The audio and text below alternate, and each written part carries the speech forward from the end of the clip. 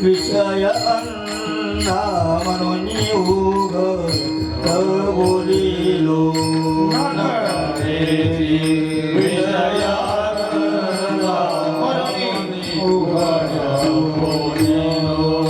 चालता धनुधरा तरंगकारी हात पलो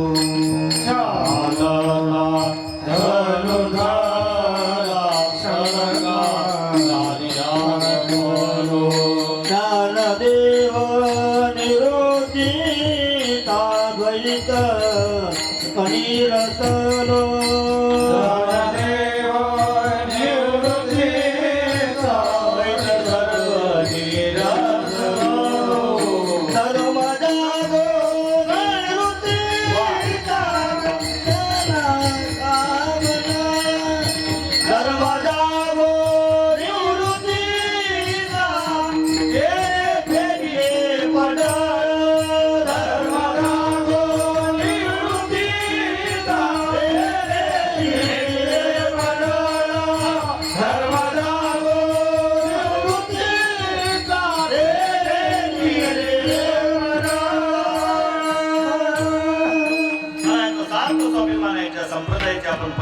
संप्रदाय वेद बोधित आहे, वेद प्रामाण्यवादी आहे, वेद मार्गी मुनी गेले त्याची मार्गी चालिलो.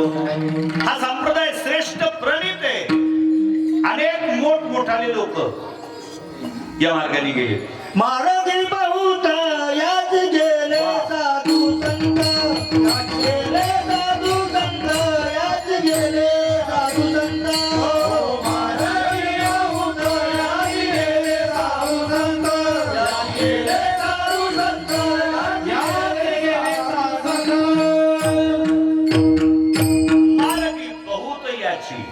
गेले. कोण? खैरे गेले नंतू खैरे नाही. साधू संत एका जनार्दनी वैष्णव शिरोमणी महादेव वैष्णवतो बडी सदाशिव चंद्रमौळी जी मार्गीचा कापडी महिषू अजूनी त्रिशूळ डमरू घेऊन आला. तुकडे तुकडेच म्हटले पाहिजे तुला. श्रेष्ठ प्रणित आणि निश्चित फलदायी स्वरूपाचा धर्म शब्दाचा उल्लेख जरी करत नसले जगद्गुरु उभार तरी लक्षणेवरून लक्षात येतं. अभंगाच्या पहिल्या चरणाचा उत्तरार्ध आणि अभंगाच्या दुसऱ्या चरणाचा उत्तरार्ध या दोन उत्तरार्धातून तुकोबाराला अभिप्रेत असणारा धर्म कळतो. करणे पाखांड खंडन आणि बीज वाढवावे हे दोन उत्तरार्ध आहेत. तुकोबारांचं आमचं काम आहे पाखांड खंडन करणे. पाखांड या शब्दाची व्याख्या काय? पाखंड या शब्दाची व्याख्या आहे पा म्हणजे पवित्र असणारा जो वेद नावाचा ग्रंथ आहे त्या वेद नावाच्या ग्रंथांचं ज्यांनी खंडन चालवलेलं आहे त्याचं नाव पाखंड. ते पाखंडी. नास्तिको वेद निंदक जे वेदाची निंदा करतात. पाखंडी काय करतात? ज्ञानोबा ज्ञानेश्वरीच्या 13व्या अध्यायात लिहितात नास्तिका द्यावया तोड वेदाचे गाडे बंड ते पाहुणे पाखांड आणाची वाटे. आम्ही नास्तिक लोकांच्या प्रश्नाचं उत्तर देण्याकरता बंड उभारलेले आहे. पण त्यांनी प्रश्न विचारावेत ना हो आम्हाला. त्यांना तर असं वाटतं नुसतं प्रश्नार्थक चिन्ह दिलं की झाला प्रश्न. लोक आम्हाला प्रश्न विचारतात. मला तुम्हाला प्रश्न विचारायचे विचार व्हा. रामायणातला विचार भागवतातला विचार गाथेतला विचार ज्ञानेश्वरीतला विचार म्हटलं नाही त्याच्यातला नाही म्हटलं मला विचारू नको. नाही म्हटलं विचारत कर. ठीक आहे विचार. देता आलं उत्तर तर दे. विचार काय विचारायचं? म्हटलं महाराज माकड गावात काय येतात? त्याला विचार पडला महाराज वाघ जनावर काहीतरी जनावरांच्या बाबतीत बोलेल. याचं उत्तर काही ज्ञानेश्वरीत नाही गाथेत नाही. बरं पंचायत अशी असते त्याला उत्तराची अपेक्षा नसते. त्याला एवढीच अपेक्षा असते महाराज मला येत नाही मग त्या मला मग तुमच्यापेक्षा आम्ही बरे. बस याच्यातच त्याचा पुरुषार्थ.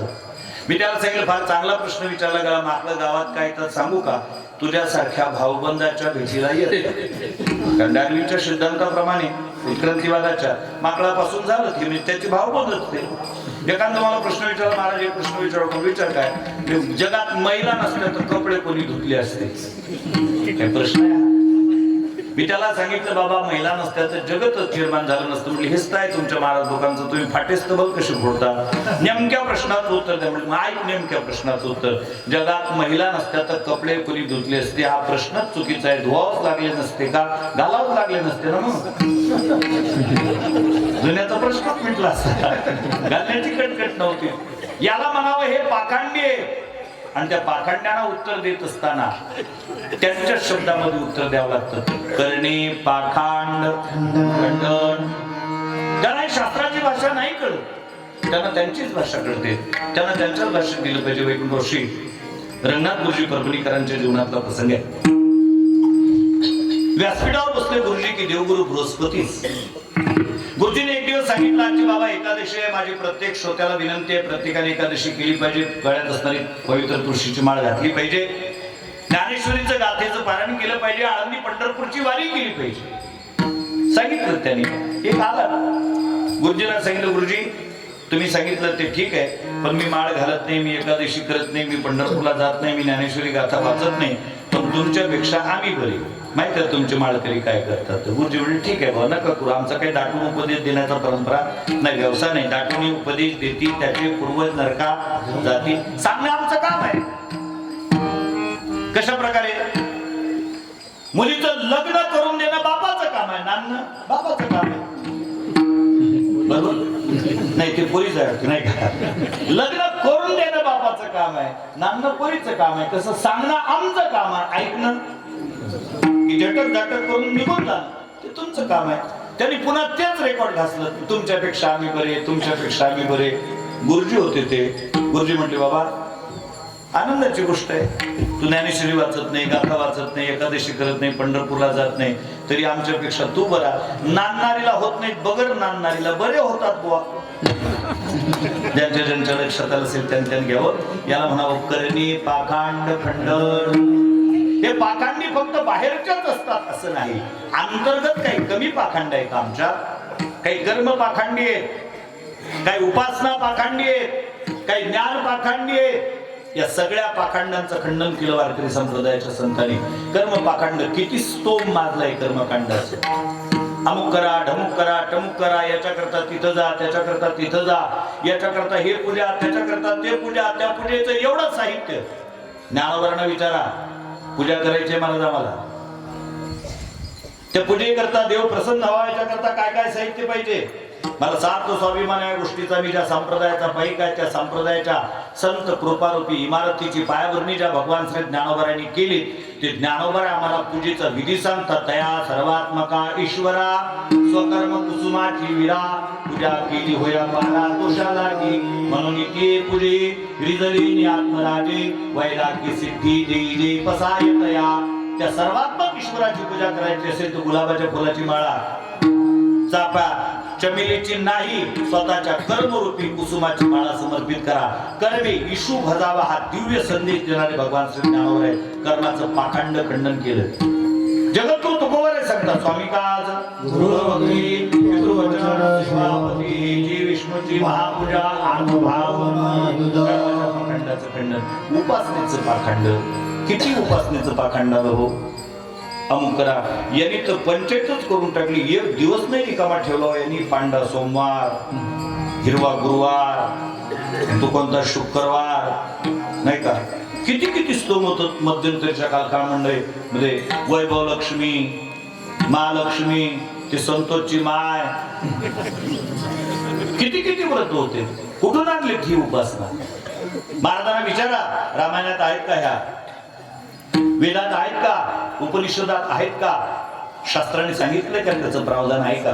ब्रह्मगिरी हुनी न निघे ना समुद्री केली निघे, मदेची दिसी वाऊके मृगांबुजैशी. ज्ञानोबाने वर्णन करतात 15व्या अध्यायामध्ये मृगजळ असतं, ते ब्रह्मगिरी पर्वतावर निघत नाही आणि पुढे जाऊन समुद्राला भेटत नाही, मध्येच भासत असतं. साधर्म्यता याच्यात आहे. त्या मृगजळाला हरण फुलत असतात आणि या उपासनेच्या मृगजळाला हरण्या फुलतात. हे सगळे उपवास यांचेच आहेत. अमुक कर, ढमुक कर, टमुक कर, एकच विचारतो. ज्याने ज्याने महालक्ष्मीचा उपवास केला असेल, वैभव लक्ष्मी केली असेल, संतोषी माता केली असेल, कोणाकोणाच्या घरी महालक्ष्मी आली सांगा फक्त इमानदारीनं. आली तर नाहीच नाही, येणारही नाही. नारदाच्या गादीन सांगतो का ते का मोकाटी आहे का कोणी आवाज दिली चालली त्याच्या मागे. भगवान विष्णूची पतिव्रता पत्नी आहे ती, त्याची उपासना करत नाही. तिची किती उपासना केली, तुम्ही किती चांगल्या पद्धतीने केली, समजा झाली यदा कदाचित ते प्रसन्न आणि यायला लागली. भगवान विष्णू विचारतील का कुठं चालली, म्हणले देवा मी ते तरोडा नावाचं गाव आहे, तिथं बचत गटाच्या माध्यमातून दर गुरुवारी बचत गट बरेच सक्रिय तरी दर गुरुवारी उपासना केल्या जाते माझी, शुक्रवारी पंगत असते, मी चालली. भगवान सरळ सांगतील खबरदार कधी गेली तर ती माझी पूजा करत नाही. मग ती कदाचित भाग घेईल तुमच्याकडून, तेव्हा मी काय करू, तुमची नाही करत, माझी करतात ना पूजा. भगवान असं आहे का तुझी करतात म्हणून चालली, तुम्ही लक्षात ठेव घटस्फोट घेऊन जा कर सही याच्यावर. आणि मला नक्की माहित आहे तुमच्या बचत गटासाठी ते त्याला घटस्फोट देणार नाही. ही उपासना नाहीये, उपासनेचं पाखंड आहे. आमच्या भागामध्ये ते फार मोठे संत गेले, महाराजांना कदाचित नाव माहित असेल, वैकुंठशी गुरुवारी श्रीराम महाराज मेहुणकर, वैकुंठशी परमपूजनीय बंकर स्वामी महाराजांच्या परंपरा वारसा ते चालवत होते. आणि त्या महात्म्याचं एक ध्येय होतं, त्यांनी गावोगाव जाऊन सत्य चालू केले, गावोगाव जाऊन मंदिराचे जीर्णोद्धार केले. ते त्या गावात जायचेत ना, कोणाही मोठ्या धुड्डाचार्याच्या घरी जाऊन बसत नसत, हनुमान मंदिरात जाऊन बसत, अंगातले शर्ट काढत आणि तिथंच बसत. मग लोक दर्शनाला येत, कोणी दक्षिणा टाकी इथं त्या दक्षिणेचा गंज पडायचा असा. कोणी म्हणून महाराज चला ना आमच्या घरी जेवायला, मी काय लेखा तुझ्या घरी येऊ, असं करणं. इथंच आणणं 2 भाकरी, येताना तो 4-5 भाकरी आणायचा, प्रत्येकाला सांगायचं तुझ्या घरी आल्यापेक्षा इथंच आणणं. 8 भाकरी जमा व्हायच्या, भाजी जमा व्हायची आणि लोक दर्शना करता तिथंच त्यांना पंक्ती जीव घालायचे, त्याच्यासोबत जेवायचे आणि सगळ्याची मोजली. ते दक्षिणा किती झाली बाबा, ती 1011 झाली. मी काय करू रे बाबा, मी संन्यासी माणूस, बायकोना पोर, जीवाल घोर, आणि कुठं नेऊ ते पैसे, ते किती आहेत रे 1011 आणि खिशातले काढायचे. हे मोज किती आहे हे टाक त्याच्यात. तुमच्या गावाचं मंदिर बघाले को, तुमचे बंगले किती मोठे मोठे, मंदिर कसं आहे तुमचं, पुढच्या वर्षी मंदिर झालं तर तुमच्या गावात येईल, नाही तर तुमच्या गावात पुन्हा येणार नाही. मंदिर उभं राहिलंच पाहिजे. सप्ते चालू केले आणि परंपरेने सप्ते चालू ठेवले. मग त्या गावात जायचे, त्या तिथीला एका गावात त्यांनी सप्ताह चालू केला, बरोबर त्या तिथीला त्या गावात गेले. त्या गावात ना मंडप ना लाऊडस्पीकर ना काही, म्हणजे काय सप्ताह आहे तुमचा, अजून तुमची तयारी नाही. तितक्या त्या माळकऱ्यांनी सांगितलं महाराज यावर्षी सप्ताह होईल असं वाटत नाही आमच्या गावात. म्हणजे का, म्हणजे महाराज तुम्ही गेले ना आमच्या गावात, नवीनच संप्रदाय आला लोकांचा, म्हणजे चांगल्या चांगल्या घराण्यातल्या बायाच्या अंगात देव यायला लागला. देव येतो तो असा घरात नाही येतो, गावात असा फिरतो देव, सगळे केस दिसून मोकळे करून. पण महाराज आम्ही अस्तित्व देवाला नाकारूही शकत नाही, देव अंगात येते हे पटतही नाही, आणि त्याच्यामुळे सप्ताह नाही होणार. महाराज होते ते म्हणजे ठीक आहे, पहिल्या दिवशी येतात गुरुवारी, म्हणजे योग आहे पण गुरुवार आहे आज, मग म्हणणार देव कोण्या रस्त्याने येतात, म्हणजे अशा या रस्त्याने देव निघतात. त्यांची देवाची दिंडी तिकडून निघाली, बरोबर श्रीराम महाराजांनी अशी टाळकरी जवान पोरांची टोळ चालू केली आणि ती देव तिकडून ही ज्ञानोबा तुकाराम, ज्ञानोबा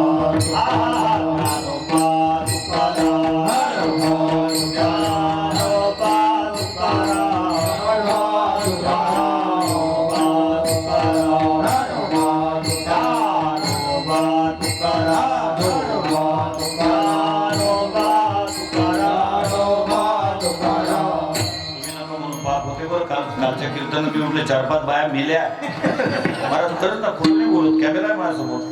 हो, मी ज्ञानोबा तुकाराम म्हटलं, त्याने समोरच्याने म्हटलं जाग्यावरच अटॅकिंग आहे. बरं झालं मी न सांगताय तुम्ही सावध होते नाही म्हटलं, हे फार बरं झालं नाही का, पापात गेलं असतं तुमच्या. तुम्हाला असं वाटतं हे उदळ घेणारे आहेत यांनी म्हणावं आणि तुम्ही फक्त पंक्तीला याव. अरे वा रे वा, 119 वर्ष झाले ना परंपरा आहे तुमच्या गावाची, मग काहीतरी सहकार्य केलं पाहिजे तुम्ही त्याकरता. दिंडी तिकडून ते दिंडी आली, इकडून दिंडी आली, दिंडी समोर आली. श्रीराम महाराजांनी पाहिलं, त्या बाया असं घुमत होत्या, केस मोकळे होते. श्रीराम महाराजांनी 2-3 पोराला असं खुणावलं, काय म्हणतो त्याने अंगातलं शर्ट काढलं, ही घुमायला लागली. हे गेले त्या दिंडीत, समोरचे 2-4 देव पकडले इकडच्या दिंडीतल्या, आणि ते तिकडचे जे बघे काय करतात श्रीराम महाराज, खबरदार कधी कोणी मदत आला तर देवान धरलं, तुम्हाला काय करायला लागते, देव देवाचं पाहून घे. बाकीचे देव आपोआपच घरी गेले, डबल आलेच नाही त्या गावात, डबल देव कशा करता बोलतोय करणे पाखांड ही उपासना नाहीये, हे उपासनेचं पाखांड आहे. तुकोबारांत आम्ही त्याचं खंडन करू. ज्ञान आहे पण ज्ञानाचं पाखांड नको. अर्धा कप उष्टाच्या घेताना चहाच्या टोपलीवर म्हणतात ऋग्वेदाच्या 10व्या मंडलात काय वर्णन आहे सांगू का? घरी जा. ऋग्वेदाच्या 10व्या मंडळात चिंतन चहाच्या टपरीवर सांगू नको टपऱ्या. अरे त्याला काहीतरी व्यवस्था असते, कुठे केलं पाहिजे. आणि तुकोबार म्हणतात हे खंडन करणं आमचं काम आहे, नवे नवे हेच काम आहे. चकारात्मक बोलतात अभंग.